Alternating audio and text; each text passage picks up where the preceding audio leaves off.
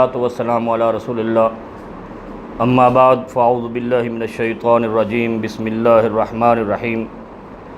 چند دن قبل Bol T V network پر ڈاکٹر عامر لیاقت حسین اور مولانا کوکب نریانی اور مفتی حنیف قریشی نے ایک ایسے مسئلہ کو زیر بحث لایا جس کا فیصلہ تقریباً 1450 سال پہلے ہو چکا تھا، اور وہ مسئلہ بڑا اہم ہے جس پر میں نے سوچا کہ ایک قرآن و احادیث کی تفاسیر سے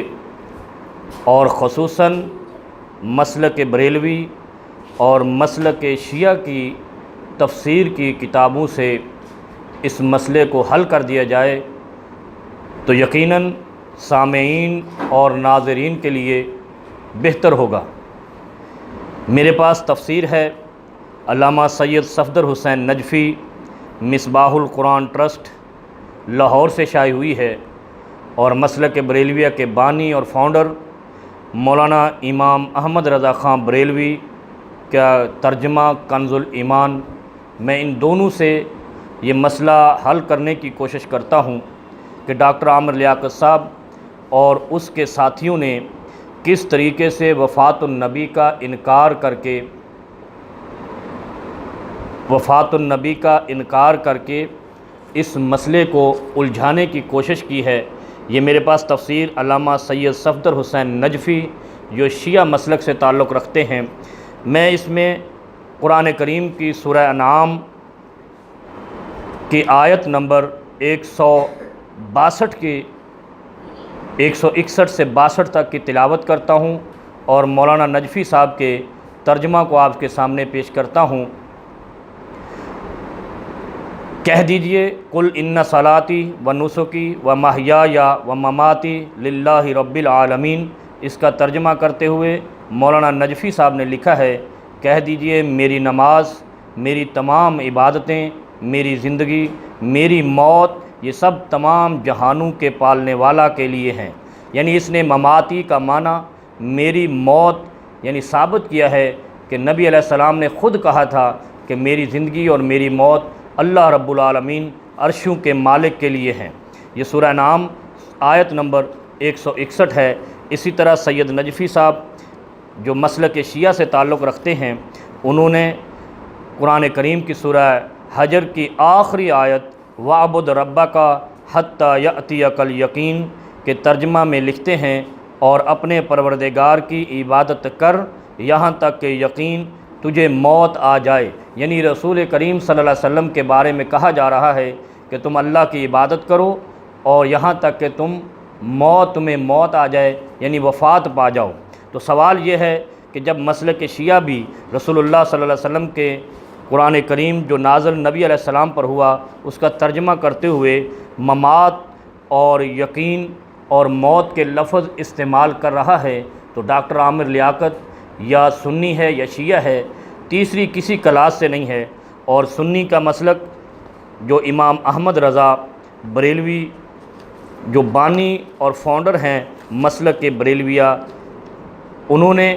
انہی آیات کے ذیل میں قل ان صلاتی و نسکی و محیای و مماتی للہ رب العالمین کا یہ مسلک بریلویہ کا ترجمہ، یہ کنز الایمان ہے۔ اس میں لکھتے ہیں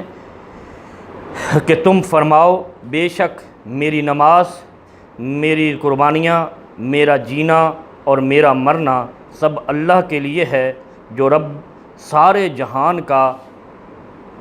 اس کا کوئی شریک نہیں، جو سارے جہان کا، جو رب ہے سارے جہان کا، اس کا کوئی شریک نہیں، مجھے یہی حکم ہوا ہے اور میں سب سے پہلا مسلمان ہوں۔ سوال یہ ہے کہ امام احمد رضا بریلوی نے ترجمہ کرتے ہوئے بھی، اور یہ خالصتاً ترجمہ ہے، اس میں حواشی نہیں ہے یا تفسیر نہیں ہے جس میں تبدیلی کی جا سکے، یہ امام احمد رضا خان بریلوی پاک کمپنی نے اس کو شائع کیا ہے۔ انہوں نے بھی مماتی کا معنی لکھا ہے کہ میرا مرنا، یہ امام احمد رضا خان بریلوی خود لکھ رہے ہیں کہ یہ میرا مرنا، میرا جینا سب اللہ کے لیے ہے، تو بات یہ ہے کہ اس سے ایک کلمہ تو یہ ثابت ہوتا ہے کہ رسول اللہ صلی اللہ علیہ وسلم نے اپنی موت کا بتا دیا تھا کہ مجھے مرنا ہے، تو پھر موت کا لفظ بولتے ہوئے کیوں موت پڑتی ہے؟ اسی طرح سید صفدر حسین نجفی کے ترجمے میں بھی یہ چیز ثابت ہو رہی ہے کہ رسول اللہ صلی اللہ علیہ وسلم نے مرنا کے لفظ اپنے لیے موت کے لفظ کو استعمال کیا ہے۔ اسی طرح وہی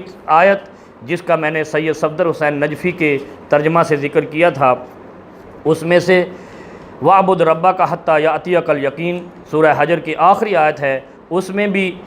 امام احمد رضا خان بریلوی فاؤنڈر مسلک بریلویہ لکھتے ہیں اور مرتے دم تک اپنے رب کی عبادت میں رہو، یعنی اللہ کہہ رہا ہے رسول اللہ صلی اللہ علیہ وسلم سے کہ آپ مرتے دم تک میری عبادت میں رہو، رب العرش العظیم کی عبادت میں رہو، یعنی موت کا رب نے بھی اعلان کیا ہے۔ اور جو پچھلی آیت میں نے سورہ انعام سے پڑھی اس میں بھی یہی کہا گیا ہے کہ رسول خود کہہ رہا ہے کہ میرا جینا میرا مرنا، اور یہاں رب کہہ رہا ہے کہ تو مرتے دم تک میری عبادت میں لگے رہو۔ ان دونوں مسلک بریلویہ اور مسلک شیعہ کی تفاسیر اور ترجمے سے یہ چیز ثابت ہوتی ہے کہ ڈاکٹر عامر لیاقت حسین اور کوکب نورانی اور مفتی حنیف قریشی اپنے اکابر علماء کی گستاخی اور توہین کر رہے ہیں۔ ابھی ایک بات اور میں عرض کر دوں، سنن ابی داؤد ہے میرے ہاتھ میں، یہ حدیث کی معتبر ترین کتابوں میں تیسری کتاب ہے، تمام محدثین عرب و عجم اس کو پڑھتے ہیں، اس میں سے مسائل کو اخذ کرتے ہیں۔ یہ سنن ابی داؤد ہے، کتاب الوتر ہے، اس میں باب ہے فی وقت الوتر کہ وتر کس وقت پڑھنے ہیں، اور حدیث لائے ہیں قلت لعائشہ متی کان یوتر رسول اللہ صلی اللہ علیہ وسلم قالت کل ذالک قد فعل اوتر اول اللیل ووسطہ وآخرہ ولکن انتہا وترہ، لیکن آخری رات میں جب اللہ کے نبی صلی اللہ علیہ وسلم کا آخری وقت آیا اس وقت وتر حین ماتا، یعنی جب موت آنے کا وقت قریب آیا، الی السحری، سحری کے وقت وتر پڑھا کرتے تھے، سحری کے وقت وتر پڑھا کرتے تھے۔ حین ماتا، حضرت سیدہ ام المومنین عائشہ رضی اللہ تعالی عنہا لفظ استعمال کر رہی ہیں، نہ قرآن میں امام احمد رضا بریلوی نے نہ علماء شیعہ نے موتا کا لفظ انتقال کیا ہے، نہ وصال کیا ہے، نہ پردہ کرنا کیا ہے، نہ یہاں پر محدث نے ہین ماتا کے الفاظ کو ہین وصلہ کے لفظوں میں بدلا ہے یا کسی اور لفظ میں بدلا ہے۔ قرآن کریم اٹھا لیں، احادیث نبویہ اٹھا لیں، معنی ایک ہی ملے گا، وہ علماء شیعہ کر رہے ہوں، علماء سنی بریلویہ کر رہے ہوں، یا علماء اہل حدیث اور دیوبند کر رہے ہوں، ماتا کے الفاظ موت میں آتے ہیں، وفات النبی میں آتے ہیں۔ اب سوال یہ ہے ڈاکٹر عامر لیاقت صاحب کس مذہب اور مسلک سے تعلق رکھتے ہیں؟ اگر وہ شیعہ سے تعلق رکھتے ہیں تو میں نے شیعہ کی تفسیر پیش کر دی ہے جس میں انہوں نے مرنے اور موت کا لفظ استعمال کیا ہے۔ اسی طرح میں نے علماء بریلویہ کی تفسیر پیش کر دی ہے جس میں انہوں نے لکھا ہے کہ میرا مرنا، اور پھر آخری سورہ حجر کی آیت میں کہتے ہیں امام احمد رضا بریلوی کہ مرتے دم تک میری عبادت کیجئے۔ تو میرے عزیز دوستو، پاکستانی قوم اور پاکستانی لوگوں سے گزارش ہے کہ ان کی اپنی اکابر کی لکھی ہوئی تفاسیر کو پڑھیں تو انشاءاللہ مسئلہ حل ہو جائے گا، اور آپ کو یہ ثابت ہو جائے گا کہ یہ عامر لیاقت اور اس کی ٹیم منکر قرآن میں بھی آتی ہے، منکر حدیث میں بھی آتی ہے، گستاخ رسالت مآب بھی ہیں اور گستاخ قرآن بھی ہیں۔ ان لوگوں پر یہ فتویٰ صادر ہوتا ہے کہ ان کے علماء کی کتب پیش کرنے کے باوجود یہ ان کا انکار کرتے ہیں اور اب ڈاکٹر ذاکر نائک پر تبرہ کرتے ہیں، اور یہ ایسے گستاخانہ لفظ بولتے ہیں کہ ڈاکٹر ذاکر نائک صاحب پاکستان نہیں پوری دنیا میں لاکھوں کے مجمع میں ہزاروں کو کلمہ محمد الرسول اللہ صلی اللہ علیہ وسلم پڑھاتے ہیں، اور دنیا محمد الرسول اللہ کی عاشق بن رہی ہے، اور یہ لوگ جن کو عاشق رسول بناتے ہیں ان کو کافر بنانے پہ لگے ہوئے ہیں۔ میرے عزیز دوستو، میں آج کے اس کلپ میں یہی گزارش کرتا ہوں، ذرا تحمل مزاجی سے اور صبر و برداشت سے اس مسئلے کو حل کرنے کے لیے مناظرے کی ضرورت نہیں ہے، مباحثے کی ضرورت ہے۔ دیگر علماء اہل حدیث کی طرح میں بھی حاضر ہوں، جہاں چاہیں گے اس معاملے پر وفات النبی اور حیات النبی کے معاملے پر ہر جگہ موجود آؤں گا، اور انشاءاللہ اس مسئلے کو ان کی تفاسیر اور قرآن و حدیث سے حل کرنے کی کوشش کریں گے۔ مسئلہ صرف سمجھنے کا ہے، مناظرے میں ہرانا ہوتا ہے، مباحثے میں سمجھنا ہوتا ہے۔ میں مباحثے کے لیے ہر جگہ تیار ہوں، لیکن اس مسئلے کو حل کرنا ہم پر لازم ہے کہ اللہ کے نبی صلی اللہ علیہ وسلم وفات پا چکے ہیں، اور اس کی دلیلیں بہت ساری ہیں۔ اب تدفین رسول اللہ صلی اللہ علیہ وسلم کا جب معاملہ آیا، آپ حدیث سے مثال لیں کہ اللہ کے نبی صلی اللہ علیہ وسلم کے مخلص اور جگری دوست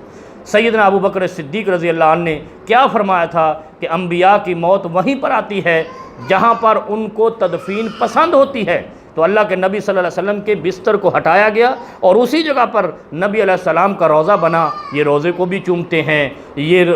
گنبد خضرا کو بھی مانتے ہیں، یہ قبر رسول کو بھی مانتے ہیں، اور پھر زندہ کی رٹ لگا کر یہ کس کو دھوکہ دے رہے ہیں، کس کو گمراہ کرنے کی کوشش کرتے ہیں۔ اسی طرح سیدہ فاطمہ الزہرا رضی اللہ تعالی عنہا جب اللہ کے رسول صلی اللہ علیہ وسلم سیدہ عائشہ کی گود میں وفات پاتے ہیں، سیدہ فاطمہ الزہرا روتی ہیں اور وہ کہتی ہیں کہ آج میرے بابا جنت الفردوس میں ہیں، اور میں اس کی تعزیت جبرائیل علیہ السلام سے کرتی ہوں، جبرائیل امین سے کرتی ہوں۔ جو پہاڑ آج مجھ پر ٹوٹا ہے دکھوں کا، اگر وہ کسی پہاڑ پر دکھ ٹوٹتا تو وہ پہاڑ پھٹ جاتا۔ تو میرے عزیزو، یہ معاملات، یہ مثالیں ساری سمجھنے کے لیے ہیں، مناظرے کے لیے نہیں ہیں۔ اگر کہیں سے کوئی دلیل ایسی ملتی ہے پچھلے 1450 سال کی زندگی میں کہ اللہ کے نبی صلی اللہ علیہ وسلم زندہ ہیں، اور یہ ثابت ہوا ہے، جیسے یہ لطیفے بیان کرتے ہیں کہ غوث پاک روضہ رسول پر گئے، اللہ کے نبی صلی اللہ علیہ وسلم نے ہاتھ نکالا، انہوں نے چوما، انہوں نے چوما۔ اللہ کے بندو، خدا کا خوف کرو، جو جنت الفردوس میں گئے ہیں وہ آپ کی سفارش کے لیے گئے ہیں، وہ آپ کی نجات کے لیے گئے ہیں۔ آپ ان کے عقیدے پر آ جاؤ۔ اچھا، سب سے بڑا مسئلہ یہ ہے کہ دنیا کے اندر ہندو، یہودی، عیسائی، ان سب کو ڈاکٹر ذاکر نائک سے دکھ ہے، تکلیف ہے، اور اسی طرح سنی مسلک یعنی بریلویت کو بھی تکلیف ہے۔ اب میں یہ سوال کرنے پر مجبور ہوں کہ آخر ان مذاہب اور بریلویت میں کون سا تال میل ملتا ہے کہ ان کا ایک مشترکہ دکھ ہے کہ جو ڈاکٹر ذاکر نائک صاحب سے ان کو پہنچا ہے۔ ہندو گائے کو پوجتا ہے، یہودی بھی بتوں کو پوجتے ہیں، عیسائی بھی بتوں کو پوجتے ہیں، اس لیے جزیرۃ العرب سے نکال دیے گئے تھے اور اسلام کا کلمہ، توحید کا کلمہ پھیلا دیا گیا تھا۔ آج ہندو کو جو تکلیف ہے وہ بریلویوں کو تکلیف ہے، جو عیسائیوں کو تکلیف ہے وہ بریلویوں کو تکلیف ہے، جو یہودیوں کو تکلیف ہے وہ بریلویوں کو تکلیف ہے۔ اس کا معنی یہ ہے، یہ نہ اپنے امام کو مانتے ہیں، نہ اپنے فاؤنڈر کو مانتے ہیں، نہ شیعہ اپنے لوگوں کو، اپنے اکابر علماء شیعہ کی ترجمے اور تفاسیر کو مانتے ہیں۔ تو دکھ ان کا ڈاکٹر ذاکر نائک پر نکلتا ہے۔ ان کے اکابر بھی کہہ رہے ہیں کہ مرتے دم تک، اور حتیٰ کہ موت آ جائے، اللہ کی عبادت میں لگے رہو۔ موت کا سرٹیفکیٹ تو پہلے رب نے بھی دیا، پیغمبر نے خود بھی تسلیم کر لیا، پھر اس سے انکار کر رہے ہیں۔ اللہ رب العالمین سے دعا ہے کہ اللہ کریم ان کو ہدایت نصیب فرمائے، اور ہدایت مناظروں سے نہیں، ہم جیسے فقیروں سے مباحثہ کرنے میں آئے گی، اور ہم ہر فیلڈ میں، ہر گراؤنڈ پہ مباحثے کے لیے تیار ہیں، کیونکہ مناظرے میں ہرانا اور ہوٹنگ ہوتی ہے، مباحثے میں حق تلاش کرنا ہوتا ہے۔ والسلام علیکم ورحمۃ اللہ وبرکاتہ۔